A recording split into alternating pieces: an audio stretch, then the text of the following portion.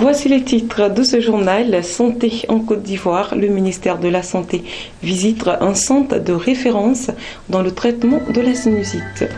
Toujours en Côte d'Ivoire et toujours en santé, les avantages du projet de loi relatif à l'exercice et l'organisation de la médecine et de la pharmacopée traditionnelle. Mesdames, Mesdemoiselles et Messieurs, bonsoir. Merci de votre fidélité à Business 24 Africa. Tous les 31 août, la Côte d'Ivoire célèbre la journée nationale de la médecine traditionnelle. En prélude à ce rendez-vous, le ministère ivoirien en charge de la santé a entrepris de visiter les rares centres de référence en matière de naturothérapeutes. Ce mardi, le directeur de la santé, à la tête d'une forte délégation, a visité le centre de naturothérapeutes spécialisé dans le traitement de la sinusite.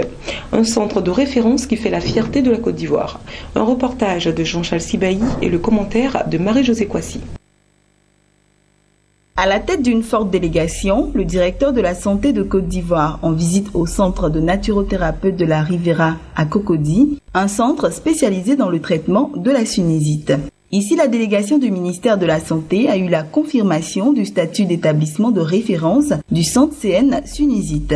Son plateau technique, son process scientifique de prise en charge des malades et sa collaboration avec la médecine moderne ont fini par convaincre les agents du ministère de la Santé quant au savoir-faire des praticiens du centre dans la prise en charge des malades de la sinusite. Le centre est d'abord propre, bien organisé.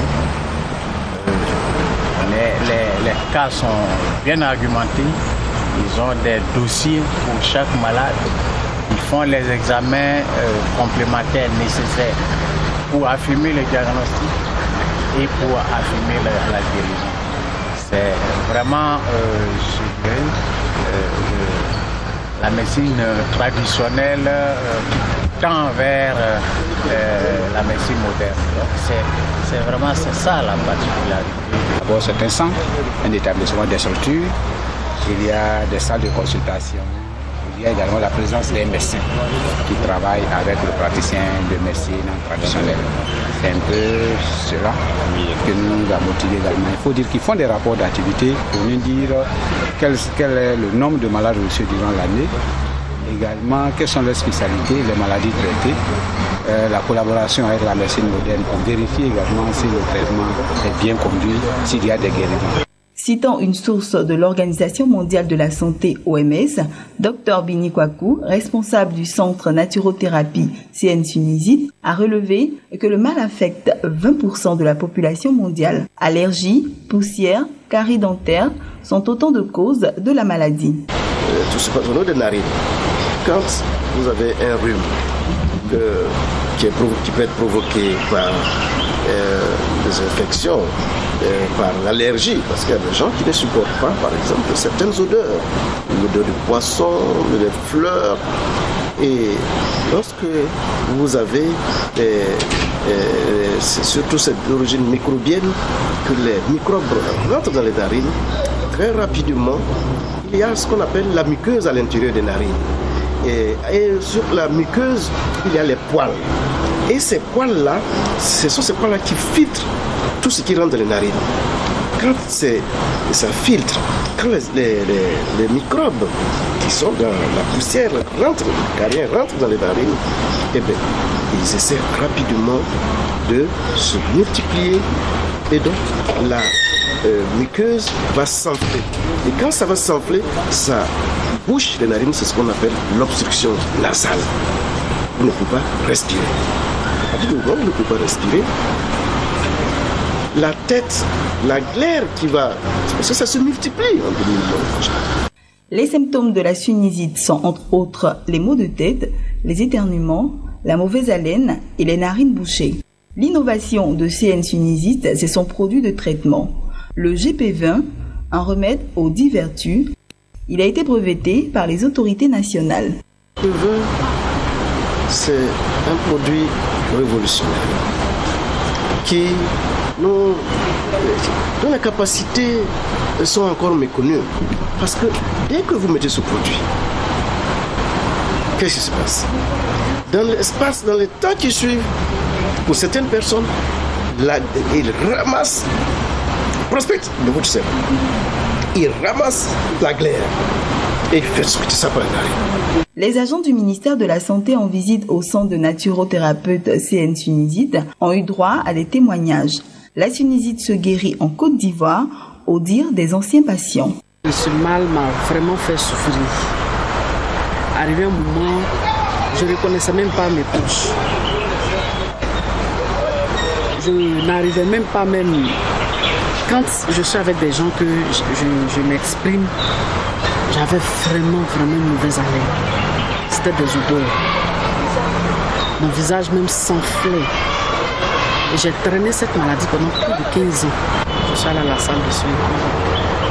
On essaye de me soigner avec les produits qu'on met dans les narines. Quand je l'ai fait pour la toute première fois, j'avoue que ça m'a soulagé. Je suis parti à la maison ce jour-là, j'ai pu dormir. J'ai dormi jusqu'au petit matin. Le centre de naturothérapie CN Sunizite de la Riviera existe depuis 10 ans. Ce centre de référence compte s'installer dans les grandes villes de l'intérieur de la Côte d'Ivoire. Le projet de loi relatif à l'exercice et l'organisation de la médecine et de la pharmacopée traditionnelle a été adopté le 6 juin 2015 à l'Assemblée nationale de la Côte d'Ivoire. Cette loi vient organiser ce secteur étant donné que 80% de la population ivoirienne se tourne vers la médecine traditionnelle. Quels sont les avantages de ce texte de loi et qu'en pensent les acteurs? Un élément de réponse dans cette interview réalisée par Jean-Charles Sibaï et Guigui Nicolas. L'humanité est née avec la médecine traditionnelle.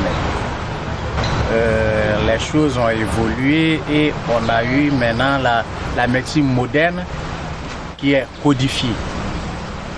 La pratique est codifiée, les études sont codifiées, les médicaments sont codifiés. Malheureusement, la médecine traditionnelle est restée dans l'ombre jusque-là. Aujourd'hui, le texte permet de reconnaître qu'il y a une médecine traditionnelle et que cette médecine traditionnelle apporte quelque chose à l'humanité, apporte quelque chose à la santé des Ivoiriens. Deuxième étape, il y a des personnes qui pratiquent cette médecine. Ces personnes, évidemment, il faut les organiser. Il faut les organiser pour que les mauvaises pratiques soient soustraites de cette médecine pour qu'elle apparaisse propre aux yeux de tout le monde. Donc, il va y avoir la mise en place des organisations des praticiens dans toutes les localités, lesquelles organisations vont elles-mêmes déjà faire leur propre police avant que ce soit le ministère de la Santé qui fasse la police. Le texte est le bienvenu dans le sens que aujourd'hui, nous, en tant que fédération, nous avons le monopole de pouvoir réglementer, de pouvoir aller sur le terrain, de pouvoir dire à celui qui est en train de souiller l'image de la médecine traditionnelle d'arrêter ce qu'il est en train de faire. Moi, je suis un praticien de médecine traditionnelle, il ne fait rien d'autre que la médecine traditionnelle. Et nous avons des personnes qui se font passer par des praticiens de médecine traditionnelle, des praticiens comme on a l'habitude de le dire. Or, ce ne sont pas des praticiens de médecine traditionnelle. Nous avons la possibilité aujourd'hui d'arrêter ce... À présent, les informations bref. Le gouvernement nigérien est en train de mettre sur pied un comité consultatif pour examiner la possibilité de création d'une compagnie aérienne publique avec des partenaires locaux et étrangers, a annoncé le ministère de l'Aviation lundi dernier. Le comité présidé par un ancien pilote étudiera les résultats des rapports relatifs à la faillite de la compagnie publique Nigeria Airways et d'autres compagnies aériennes privées. Il dispose d'un délai de 4 semaines pour rendre ses conclusions. Le comité consultera aussi l'Asset Management Company of Nigeria, une structure publique qui a repris il y a de cela plus de 3 ans 132 milliards de naira de dettes accumulées par 12 compagnies aériennes domestiques. Achevons ces informations bref avec le pétrole. Au début de l'année, certains analystes n'hésitaient pas à faire ce pronostic.